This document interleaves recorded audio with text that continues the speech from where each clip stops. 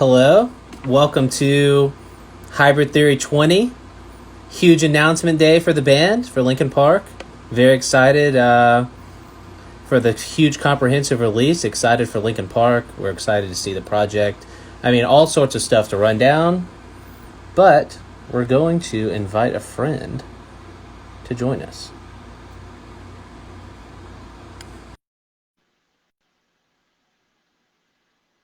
Or Dang, not the Adam. friend they expected. Not the friend they expected, I'm sure. Sorry, everybody. Maybe. Sorry to ruin it for you. Maybe. Dude, how's it going? I'm tired, man. How you going? I can imagine. What a day, right? Yeah. Yeah. Cheers. Yeah, Hey, well, cheers, that's my a problem. friend. Cheers, buddy. Well, man, Whew. that was quite a morning. Yeah. So I guess we should start there. So what happened? What Yeah. went right? What went wrong? Well, we were supposed to launch at 7 a.m. and there was a weird glitch at the store. Never seen that happen before. It was something with the checkout. It seemed to really only be mostly affecting the U.S. store.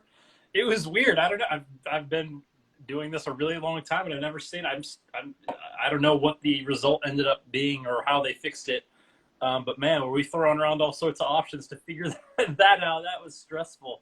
Dude, in the end, it just matters that it got done. So, I mean, what's a few hours in the grand scheme? So I know it's a bummer. You know, we worked really hard to get all this stuff up and on time, and so you guys don't have to worry about it's selling out or whatever. But you know, it was a bump in the road that we'll probably forget about in 2 months. So yeah, just glad it worked out, and everyone's can pre-order, and everyone got to see what the band has in store for them. So, oh, dude, it's huge. I mean, way bigger than I thought. So, I guess we should start with a release like this, Hybrid Theory 20th anniversary release. It's a little different than an album.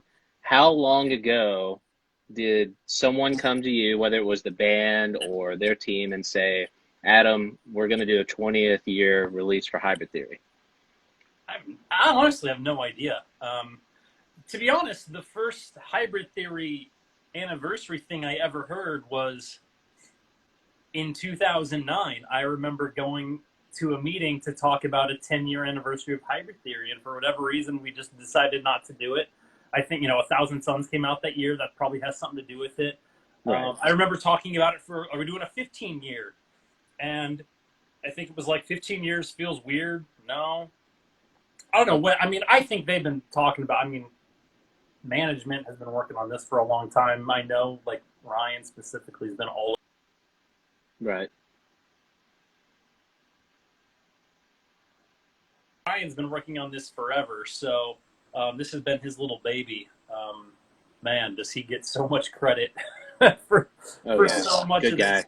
Oh my God, yeah. So yeah, I don't know. I honestly don't know how long we've been working on this. A long time. Dude, it's been a while, I'm sure.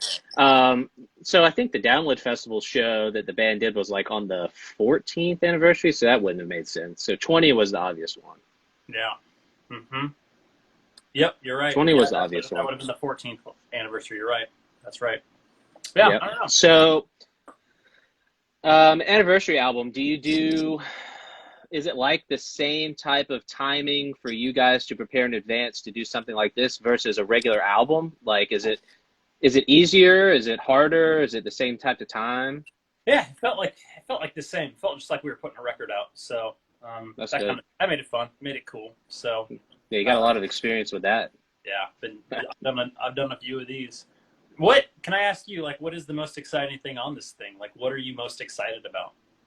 So for those of you who don't know, I talk to Mark almost every day. And like, LPLive is like an invaluable resource for us. And even setting this thing up, like we talk to Mark quite a bit about stuff, like not anything specific, but a lot of like getting his feedback or his thoughts and ideas. And but he didn't know anything. And it was kind of like he wanted to be surprised too. So it's been really, really hard for me not to like fill him in because I really, really wanted to like spill the beans to him so long ago. But he Oh found yeah, out like today. So like, that's what are you right. most excited about? Our relationship is interesting because it'll be like you'd send me a text and you're like, "Hey man, do you know this thing about the thing dealing with the thing?" And I'm like, "Yeah, the date of that is this thing, and it was then, and then blah blah." And then the very next message is, "Look at this home run in baseball," or "What's this Taylor Swift song doing?" or something. It's nothing. It's like 2% Linkin Park related and 98% everything else related. It's true. Like True. very little Linkin Park stuff. It's true. We talk a lot of baseball and a lot of Taylor Swift, and then we sprinkle in a bit of Linkin Park. That's for sure. That's Yeah. fun. But what are you most Um, excited about? What is your thing? What are you stoked about? dude, all of it. I just think it's really cool that everything is comprehensively packaged together from the whole era. So it's got like zero demos through the Hybrid Theory EP, and then all of the demos for Hybrid Theory into Hybrid Theory, the album, which by the way, I'm so glad the band didn't like remaster and change the album completely. They just Didn't left need the it. album right. Didn't need any of that. I'm glad they did that. And then you've got Frat Party, which is great, and then a Frat Party sequel, which people didn't even know existed. I It think didn't. it did. That's The because it footage didn't existed, exist. but they put it together. Yeah, it's amazing. I've watched it. I was Great. telling you earlier. I've watched it like 5 times. It's phenomenal. You guys are gonna love this thing. Oh yeah. I always have a soft side for the live shows, Yeah. hence LPLive. So, dude, I'm really stoked for that Fillmore show. So for the people that have not read all the details, they're putting out Rock and Ring 2001, which is fantastic. It looks to me like it's going to be like a legitimate upgrade in the quality, which is fantastic. San Francisco Fillmore 2001, which is I think like the band's fourth headlining U.S. show ever. It's Wow. earlier in the tour than the San Diego show that was done. Wow. Yeah.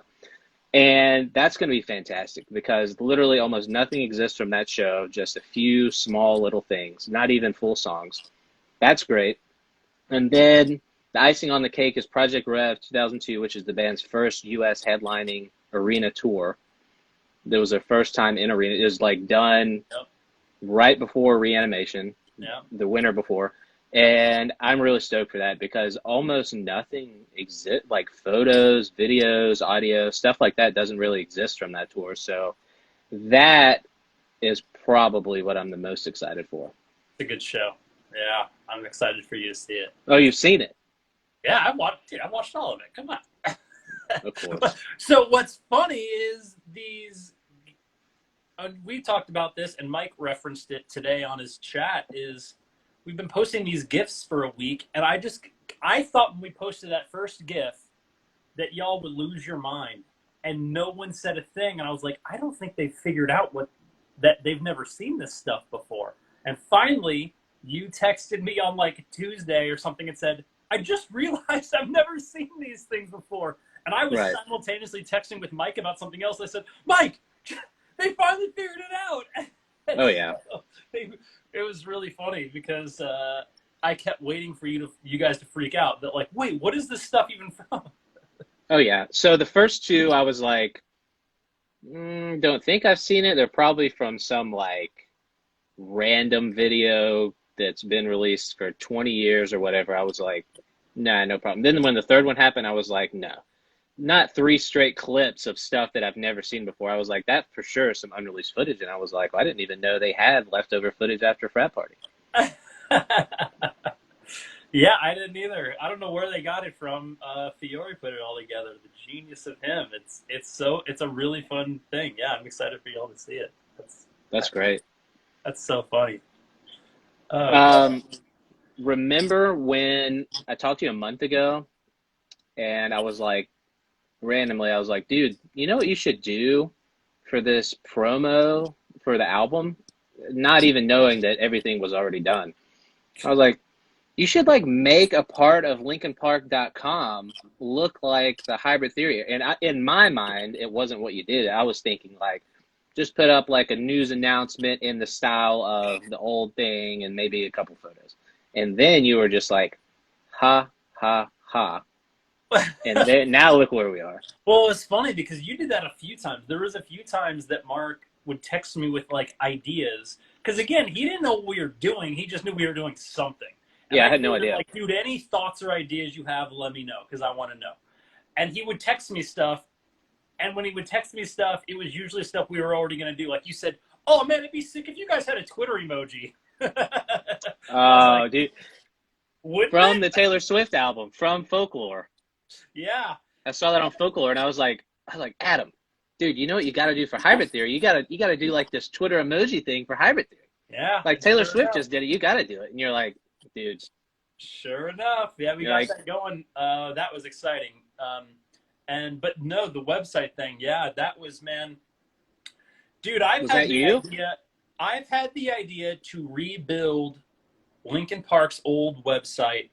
I can't tell you how long I've had this idea. I probably thought of this for the 15, maybe even longer. It's been something I've wanted to do, and there's been a couple times where I've almost had the opportunity to do it for another artist. So I'm really glad that didn't work out, and I got to do it for LP. Because I mean, I've been spewing this idea out there for forever, and we got this new designer at Warner just at the start of the quarantine stuff. Her name's Christina, and this was in March or April, and I was telling her about the idea, and she was like, "Okay, let me think on this," and came back with this whole like, "What if we expand it to this?" And then we went down this massive rabbit hole. So Christina is the one who designed the whole thing, every detail. I mean, oh my God, the detail she put into this thing was insane. Like really, like the initial thought idea was mine, and then Christina took it and just went like, let's expand it 50 times. Wow. And then there was little things like she couldn't know, like the inside joke stuff. So I literally sent her a list of things months ago and said, here's some inside jokes. How do we incorporate this, you know? And that was everything from the is this carousel to when we figured out the In Yourself Jam was picture board, you Dude, know, it's crazy. Crazy. so all that kind of stuff. I was like, we just need to find a way to include these kinds of things. El Lorenzo's here. What's up, buddy? Dude, what's up, Lorenzo? Is he able to hop? Oh, you can't have more than two people on Instagram, right? Oh, I'm bummed. Ah, one day Instagram will do that, and we'll be able to go live with Instagram. I mean, with Lorenzo.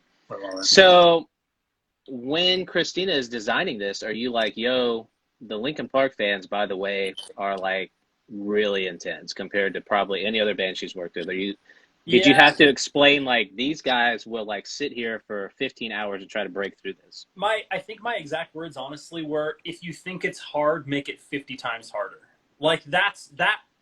And I even knew it wasn't as hard as it could be. So I'll give you some background that I don't really think I've talked about to anybody is, you know, we've done scavenger hunts, we've done puzzles, we've done all that kind of thing. And we wanted, like, I really thought we should take a different approach this time around. And my whole concept was, let's give them stuff to figure out, but I also want you guys to feel like you're part of it and you're learning about it kind of as we go along. And this isn't really a way to like confuse you or send you on some wild goose chase, but it's more of a way to like start engaging with all the fans and make them feel some ownership over this project. And that's kind of what it became, was like we could have made it the most insane, ridiculous, hardest thing ever, but like it wasn't really the point.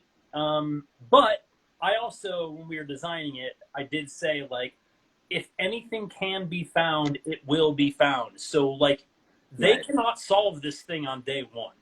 And our developers just knocked it out of the park, as you know. Like I asked them over and over, like, they can't solve this on day one, right? They can't hack this and solve it. Nope, nope, nope, nope, nope, nope, nope. And I was like, okay, I'm trusting you guys. And sure enough, Wow. yeah, no, you guys couldn't solve it until we told you could solve it. I learned that a long time ago. So That's great because these are the type of people, I guess I'm admittedly one of them, that will sit there and try and break through everything. yeah, And, because stuff has leaked so much in the past, just not even big stuff, just small stuff is leaked just because people are able to, just decipher through websites and stuff. So that's good. It was fun, man. I mean, building it up and then the whole thing with picture board was really cool. Like, That was Someone crazy. like really paid attention I'll tell you. to that I'll jam. I will tell you the story about how that happened. And how that happened is we were on a call a couple months ago, and Ryan from management, who's been again slaving over this project forever. This is his baby. We were talking one day, and he was watching all the old videos, all the live videos, and just off the cuff, didn't even like make a big deal. I was like, "You guys know that they played Picture Board as an interlude at Rock Am Ring 2001?" And I lost my mind. I was like, "What do you mean?" He was like, "Hold on, I'll send you the video. They played it between and one and whatever." And I was like, "Wait, what?" And Wow. so we Lorenzo just said, "Love you for drinking Guinness right now." He texted me. Cheers to my buddy Lorenzo. I miss you, pal. And so I was like, dude, we got to use that somehow. Like, that has to be something that like we use in this thing. And so that's been the thing I've been waiting for months, is like for Mark Terrell to look and realize that he's had Picture Board for years. I just could not wait for you to text me, and you did. You just texted me with a giant "what?" Oh yeah, and you're like, there it is, there it is. It was good, man. I really enjoy things like that. Like enough of the bigger bands, like outside of Linkin, because backstory for people that don't know, like I follow a ton of bands, not as intensely as Linkin Park. I don't cover other bands, but I'm definitely involved with like following and a part of their communities for like Dave Matthews Band, Foo Fighters, Metallica, Chili Peppers, a lot of other bands. In fact, none of the other bands do promo campaigns and involve fans to the extent Linkin Park does. Like none of them do that. No, It's really impressive. Well, and it's a credit to the band. It's a credit to the guys. Like that they realize the importance of their fans, and the respect that they have for their fans is unlike anything I've ever seen in my life. And it's like, I'm just Lorenzo and I and on it, like we're just lucky that we get to kind of be along for the ride.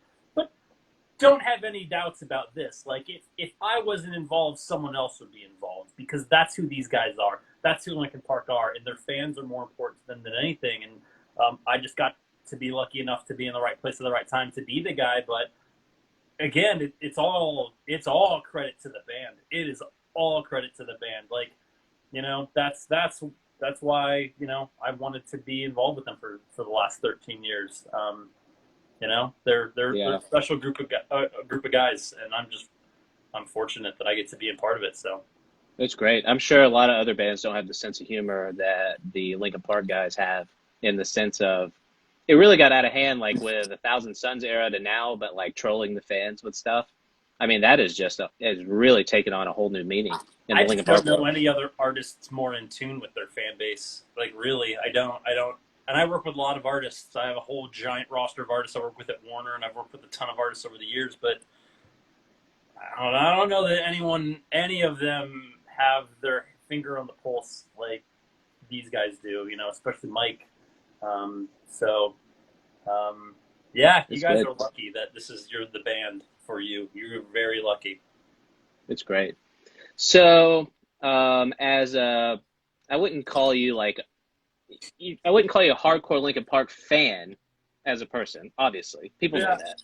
People know that about you. So, I don't know if you like follow other bands for box sets. Like, for instance, like I buy or follow the Metallica and Muse one. So, like, as just a general music fan, what do you think about the release so far? Like, what do you think about the content and all that?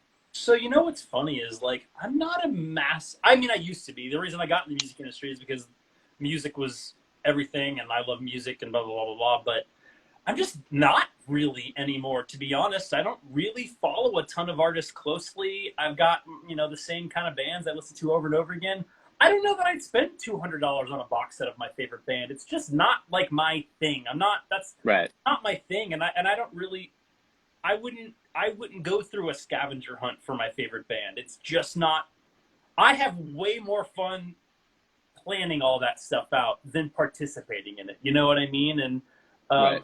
and I think maybe it's to an advantage, because I have quite a low, like, if something impresses me and gets me excited, it's like, well, that must be kind of good, because it takes a lot for me to think like that's a clever campaign. Like it really takes a lot, and Right.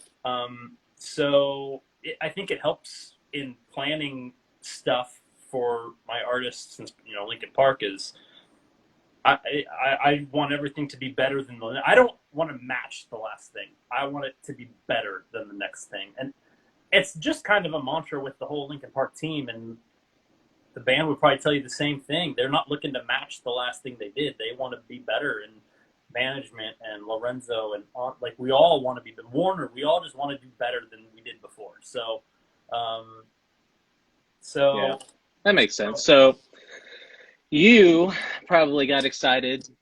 I don't know if it was your choice or not. But you probably got excited knowing that people would be stoked when She Couldn't would be the first song released off of the project. you're wrong. I completely Oh, forgot that you leaked that. oh, well, yeah, Forgot about that. yeah, I yeah, I'm sure we figured out that song had been released. Ryan was so on top of all of that after talking with you and all exactly. After talking with you, we were very aware of like, okay, this thing is out there in some form or whatever. right. It wasn't until a couple days ago when you texted me or whatever that I figured out that I remembered, and I was like, that's right. I completely forgot that 11 years ago, Mark, as like a 14-year-old or whatever, Yeah, that's leaked right. that song, and like it was like I really don't remember much around. I remember going back and forth. I remember you telling me you were going to do it or should I do it? And I think my response was like, I'm not going to tell you what to do. I don't really remember though. I don't really remember Right. the context around it. It was just so long ago. I mean, back then, And it was even, almost like 11 years ago exactly, right? Like, wasn't it yeah, like August or something of yeah. 2009 or It was like sometime in late July, I think. late July? But I remember this. Yeah, that's funny. My it was like right after New Divide came out. That was a different time for stuff. So now, leaking things now is just so, it's like things, we talked about this before, like things don't leak now like they used to, just in general. So that was kind of unique with a song like that. I mean, it was cool, but it would have been, we didn't know that at the time. It would have been better to just hear it for the first time today. I mean, people have already noticed the new mix from Mike and the mastering on the song. I mean, it's tremendous, a huge quality upgrade. That was a good selection to put out as the first song. Yeah, I don't even remember why we chose that song. I remember I remember all the talks about it, but it feels so long ago now. I don't remember like why that was it, other than like it's a great song, you know? Yeah, it's cool. I mean, We talked about Picture Board first, and I said oh, nope, we gotta hold that sucker back. Sorry, buddies.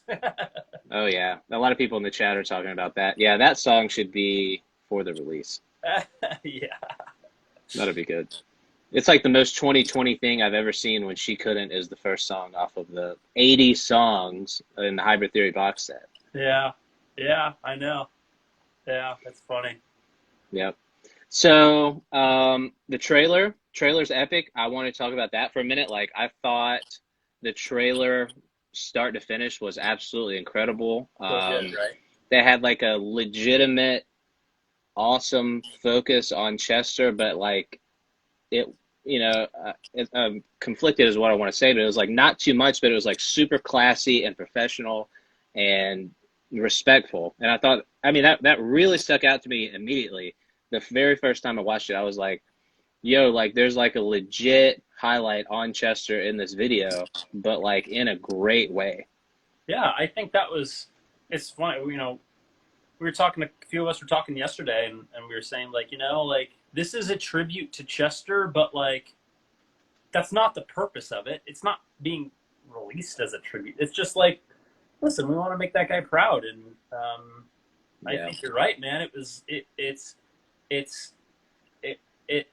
Listen, he's the voice on some of these insanely iconic songs, and so you can't do a release like this without paying him this incredible tribute, because that voice is Linkin Park, and Right. that is Hybrid Theory. Like, that voice is Hybrid Theory. So So yeah, I Yeah. think they did a really good job on that. They put a lot of work into that trailer, and I mean the detail they put in, the thought behind it.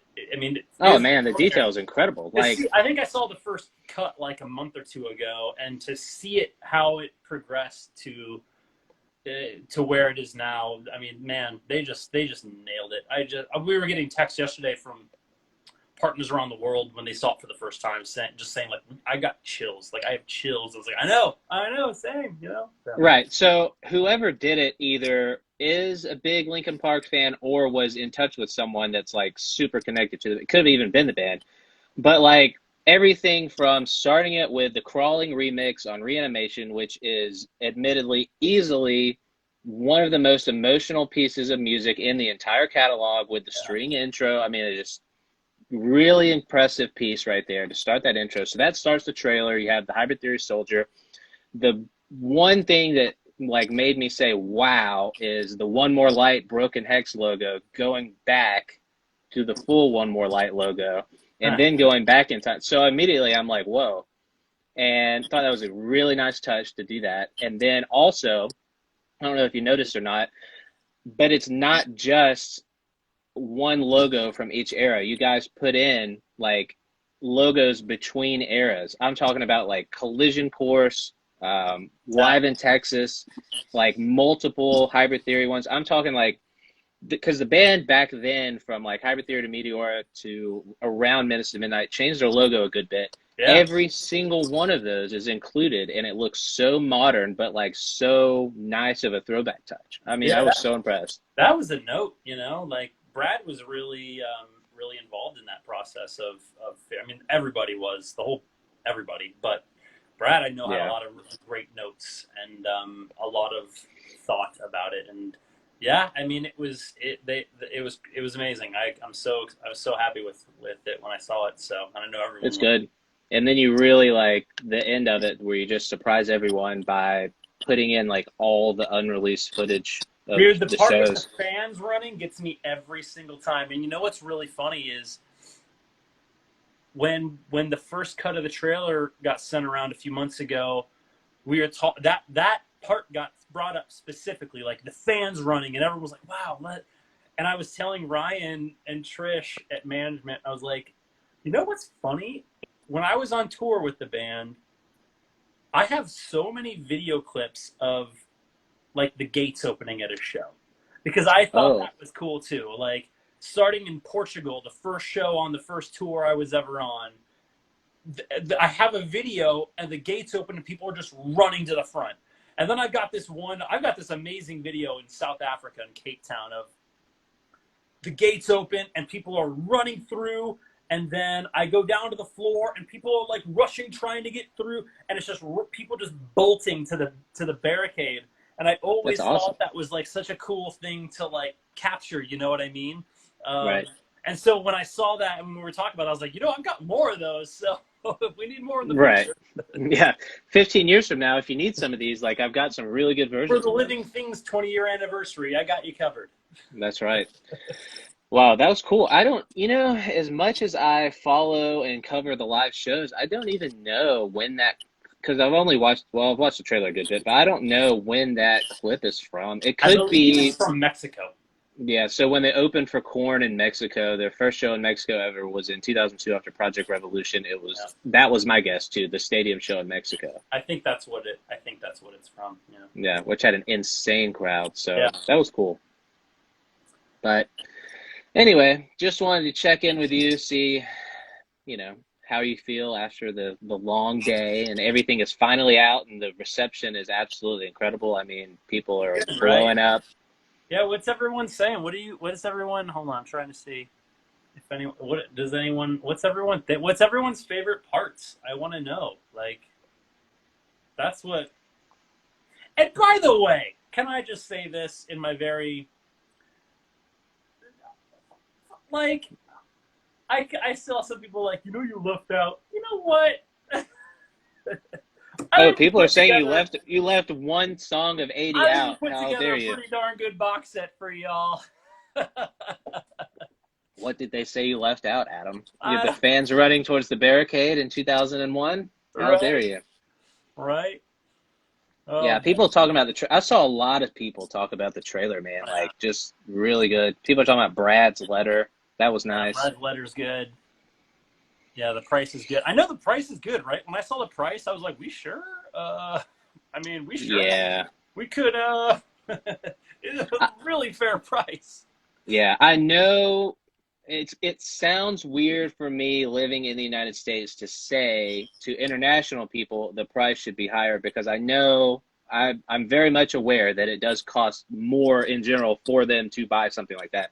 But I did think the value was so good that Good, right? I'm shocked that they didn't charge at least like $50 more. I mean, I buy the Metallica box sets and maybe that's where the price point came from because they're also the exact same price. But I was like, dude, someone pointed this out in the LPLive chat earlier. They're like, if you were to just go on eBay right now and buy the Hybrid Theory EP, like it would be the same price as the entire box set that Linkin Park is putting out. Yeah. You know what's funny about the LPUEP, and you just reminded me of something I completely forgot about, and I need to bug Frank Maddox because, man, this must have been April or March, or this was a long time ago. We were looking for um, a bunch of assets and all that stuff, and they couldn't find a copy of the Hybrid Theory EP, and I still had one just sitting behind me here, Oh, like fully wrapped. And they're like, "Can we get this over to Frank so we can scan it or whatever?" And I was like, "This is my only copy. If I don't get this, and I still have not gotten it back, so I need my Hybrid uh-oh.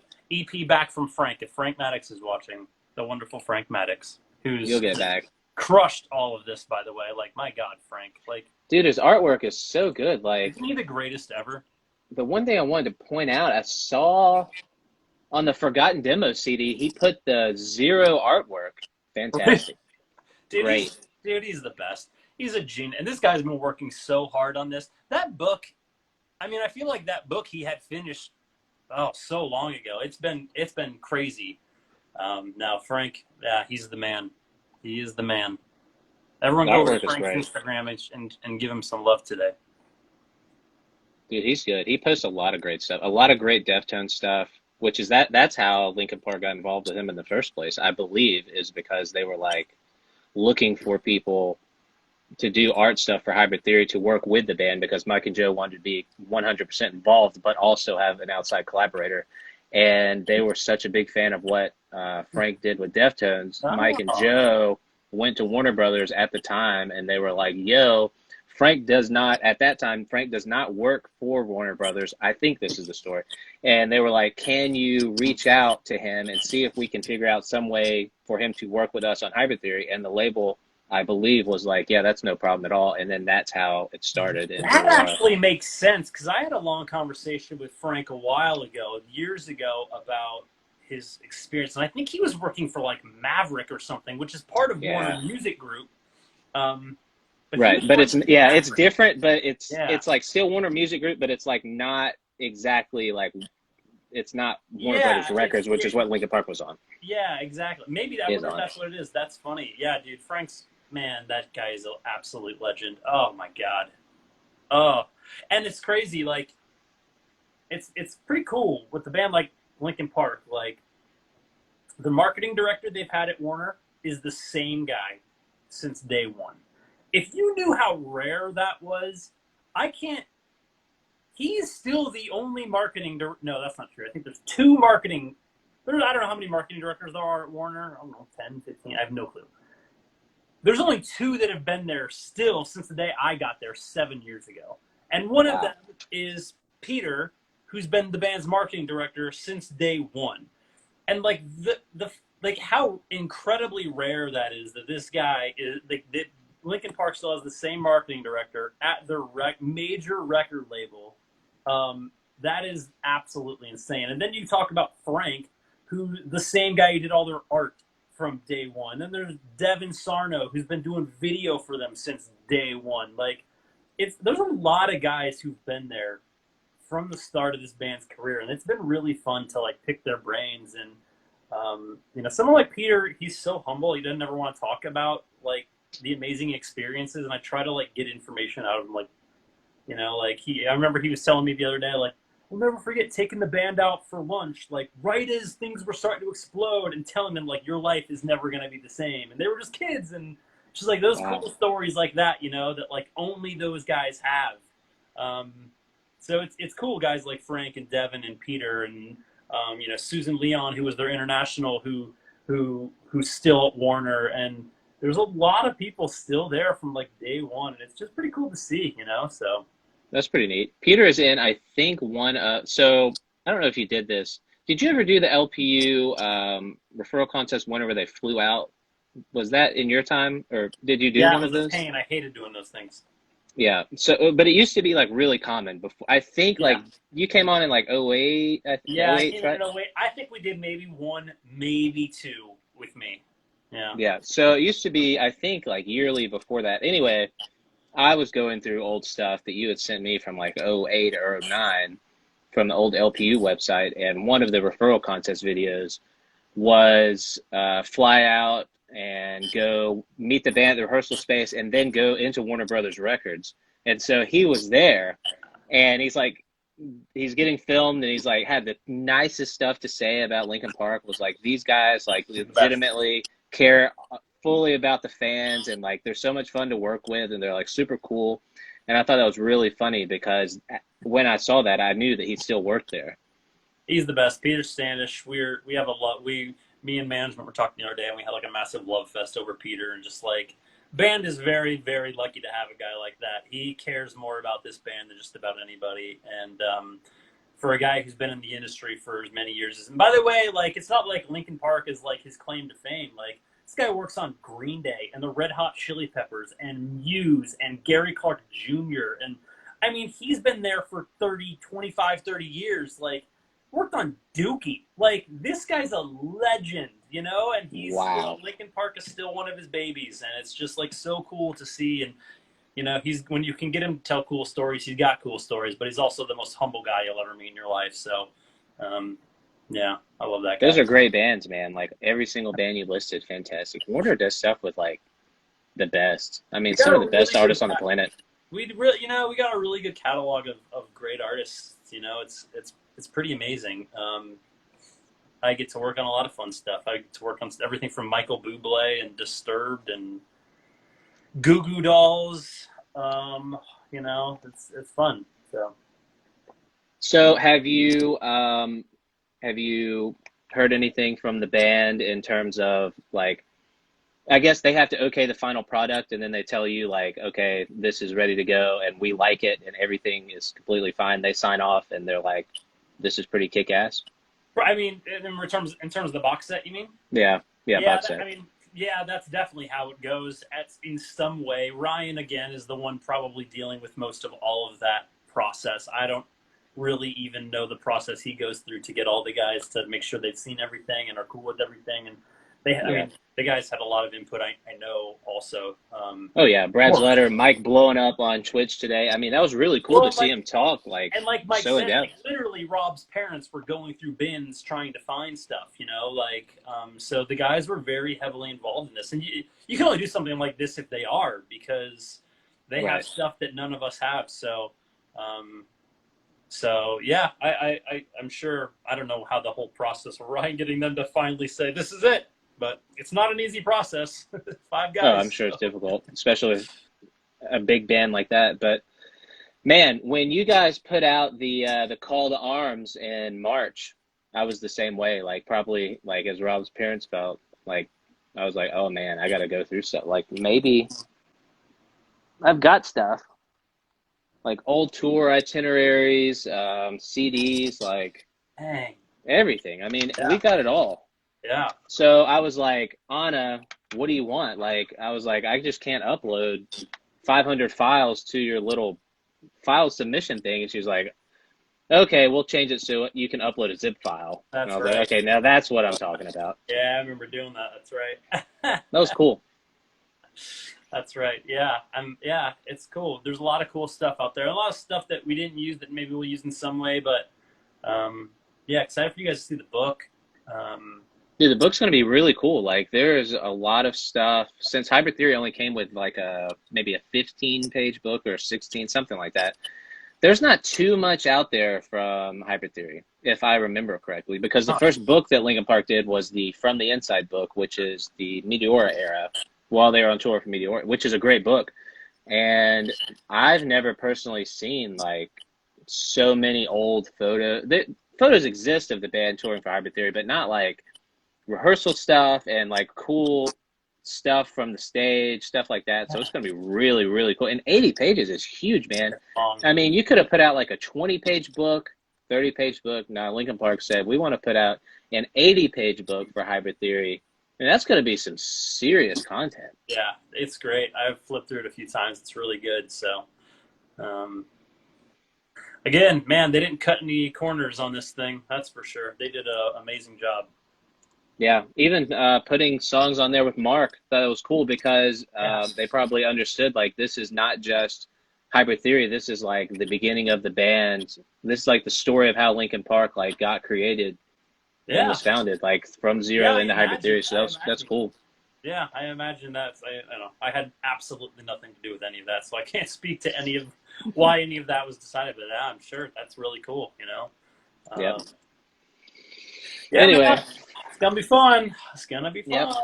It's good. Artwork's dope. Love the logo. Good. Me too. I love that gold soldier is so sick. Man. Fantastic. Yeah, man. Well, good catching up with you. The time to catch up. I was most looking forward to hearing your reaction. So now that we've got your seal of approval, we can move on. Dude, I'm so impressed. Like, top to bottom, promo on one hand, fantastic. Everything included in the box set, like, needed to be in the box set. Yeah. Even, like, small gestures, like, you could have just said, hey, guys, here's a digital download of the Hybrid Theory EP. No, you're like, let's put it on vinyl for the very first time. Yeah, love that. Cool, huh? Sick. DVDs, book, logo. It's all great, man. All of it, A+. Brandon says, just hire Mark already. It's like, oh, man, I already got Mark working for free. What are you talking about? Yeah, exactly. Well, anyway. Mark's earned his keep. Holy shit. Yeah. This guy's earned his keep the last 6 months. You guys have no idea. Adam's like, what's the thingy about the thing that I need to know about this thing? And I'm like, here's the thingy about the thing you need to know about this thing. And by the way, look at where the Toronto Blue Jays are playing tonight in baseball. This thing, I don't know how we would have done this without Mark and LPLive. I don't know how it would have happened, really, truly. So, y'all. Oh, dude, it's not about me. I mean, it's just like, we just wanted to like make a database of information for not just you guys, but for everybody, because, you know, we just think the band is great. So we were just like, we'll make a website, and then it went from that into making an entire like Wikipedia thing, and it's good. It's fun. Crazy. Man. Yeah. Well, anyway, good catching up with you. Thank you for all the thoughts. We will definitely chat again soon. Very impressed with the announcement today. Heck yeah. Heck yeah. All right, everybody. Well, good to see you, buddy. I'll talk to you soon, I'm sure. Oh, yeah. All right. Talk to you later. Later, man. Bye.